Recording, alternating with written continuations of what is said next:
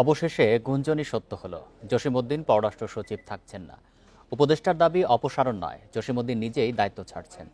সন্ধ্যায় মন্ত্রণালয়ে এক ব্রিফিংয়ে তৌহিদ হোসেন আরও জানান, ভারতের সঙ্গে কোনো চুক্তি বাতিলের সিদ্ধান্ত নেই। এছাড়া পুশিন ইস্যুতে দিল্লির সঙ্গে যোগাযোগ অব্যাহত রয়েছে।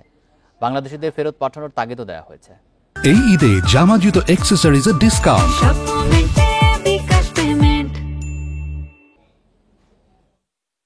অন্তর্বর্তী সরকার দায়িত্ব নেওয়ার পর গত সেপ্টেম্বরে পররাষ্ট্র সচিব করা হয় জসিমউদ্দিনকে, কিন্তু মাত্র ৮ মাসের মাথায় প্রশ্ন ওঠে তাকে নিয়ে। এ মাসের শুরুতেই তাকে অপসারণের গুঞ্জন ওঠে। নিষ্ক্রিয় ছিলেন পররাষ্ট্র মন্ত্রণালয়ের কাজে। বুধবার উপদেষ্টা জানালেন জসিমউদ্দিন নিজে থেকেই সরে যাচ্ছেন। কোনো চাপে এই সিদ্ধান্ত কিনা জানতে চাওয়া হয় তৌহিদ হোসেনের কাছে। অপসারণের কোনো বিষয় নেই। পররাষ্ট্র সচিব বিভিন্ন কারণে নিজে থেকে এখান থেকে সরে যেতে চান এবং আমরা তাকে সরে যেতে দিচ্ছি। সরে যেতে চান মানে এই দায়িত্ব থেকে চলে যেতে চান। উনি আগামী 2-1 দিনের মধ্যে দায়িত্ব ছেড়ে দেবেন। না, উনি চাকরি ছেড়ে দেবেন কেন? উনি তো চাকরিতে আছেন। উনি যতদিন চাকরিতে আছেন দায়িত্ব পরিবর্তন হবে। প্রশ্নের জবাবে উপদেষ্টা জানান, পুশিন নিয়ে দিল্লির সঙ্গে আলোচনা চলছে। ভারতীয়দের ফেরত পাঠানো হবে বলেও জানান তিনি।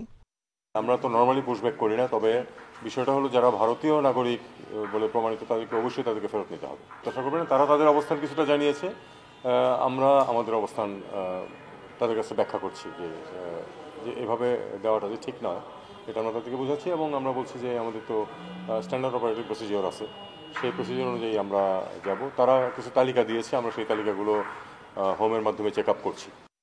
স্থলবন্দর দিয়ে বাংলাদেশি পণ্য আমদানি বন্ধ করার বিষয়ে দিল্লিতে চিঠি পাঠাচ্ছে ঢাকা। তৌহিদ হোসেন বলেন, নিয়ম ভেঙে সরকার কোনো সিদ্ধান্ত নেবে না। চুক্তি যেগুলি থাকে সেগুলি কিন্তু দুই পক্ষের সম্মতিতে বাতিল করতে হয়, অথবা প্রভিশন থাকে যে কোনো এক পক্ষ যদি আপত্তি করে তাহলে বাতিল করা যাবে, ইত্যাদি ইত্যাদি। সেগুলি এই মুহূর্তে ঠিক আমরা বাতিল কোনোটাই করিনি। আমরা তো আসলে চাই যে নিয়ম অনুযায়ী যেন সব কিছু এগোয়। সব চুক্তিরই আমরা আমাদের কোন অবস্থান বা আমাদের কোনখানে সমস্যা আছে সেগুলি আমরা আইডেন্টিফাই করার চেষ্টা করছি এবং সময় মতো সেগুলি ভারতের সাথে টেক আপ করা হবে। কূটনৈতিক শফিউর রহমানকে প্রতিমন্ত্রী পদমর্যাদায় পররাষ্ট্র মন্ত্রণালয় নিয়োগ দিয়েছিলেন প্রধান উপদেষ্টা। 1 মাস পর উপদেষ্টা জানালেন তার দায়িত্বেও পরিবর্তন আসতে পারে। নাফিজুদ্দৌলা, ইন্ডিপেন্ডেন্ট নিউজ, ঢাকা।